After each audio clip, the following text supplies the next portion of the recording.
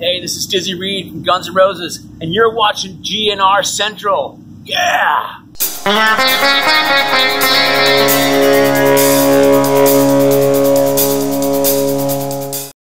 Hey everybody, what's going on, and welcome to GNR Central. And I want to tell you about an interview that Slash did pretty recently. So he did an interview with writer Clay Marshall, and it gave me a really good laugh because Slash talked about a lot of things in the interview. He talked about the Guns N' Roses tour and how it's not really a cash grab.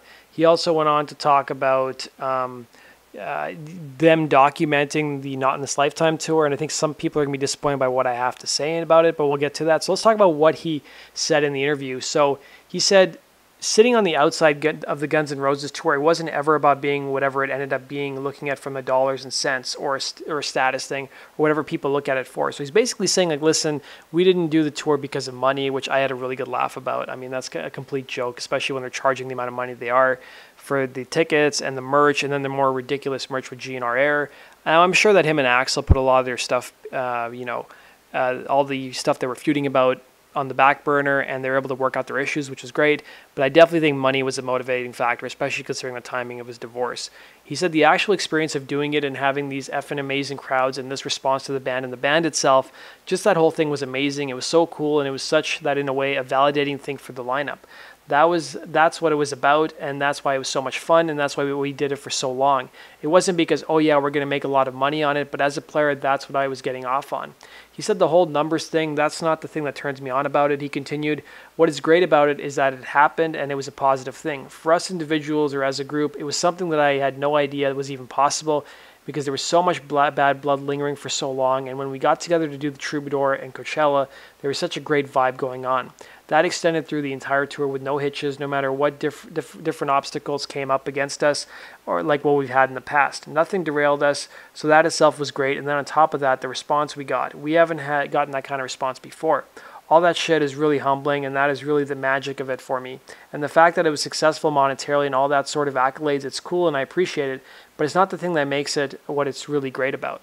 He also went on to say that the band members performed very few interviews during the tour. He said it wasn't a conscious thing. There was just no need to, Slash said. Nobody wants to do press. We didn't have to do any press during that time, and it was sort of nice.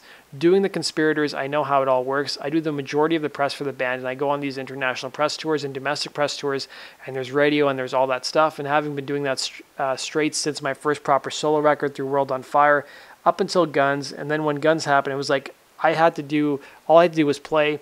It was sort of cool, but I'm back at it now. Now, this is going to disappoint a lot of people. So he went on to talk about how the media blackout, unfortunately, also led to no documentation of the Not in This Lifetime tour. So he said, unfortunately, the band's media blackout meant that the only official documentation of the Not in This Lifetime tour was visual. He said the best documentation that was really done was Kat, who is Kat Benzova, who's the band's photographer. He said putting this stuff up on the Guns N' Roses site, Slash said. As far as writing or any of that kind of shit, there was really no documentation of it.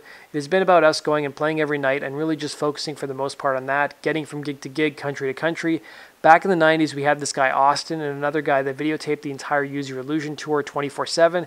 So no, we didn't do that. There's nothing that I can think of that was sort of recorded the last 2 years for posterity. He also talked about the feeling in the band. He said there really isn't very much analyzing going on. He continued by saying there's a great camaraderie that exists. We shoot the shit, we do our thing, and we come up with different ideas for this and that and the other, and it's really just sort of a day in the life. When I think of the Rolling Stones, there was a period when they were really into documenting stuff so that people could see what was happening. But then you reach a certain point and you don't have anything really to prove about anything. They just do their thing. I think we might have arrived at a place like that on this tour where we're just doing it, and it's really just us and those legions of fans that are there to support it. It's been an experience for us the whole journey. I'm playing with 3 people that I've never played with before, so there was that evolving. It's really been an experience for us this whole journey. For me, you could never record this in a way that could really translate to the fans properly. It's been a real personal journey for everybody involved. So for those of you who don't know, the final leg of the Not in This Lifetime tour will kick off in Mexico on November 3rd and a wrap up in South Africa on November 29th. And we'll keep you guys informed of everything that happens on tour, including show recaps. So thanks for watching, guys. Be sure to hit the like button and be sure to subscribe if you love Guns N' Roses as much as I do. And let me know if you think the tour's money is one of the motivating factors behind the tour.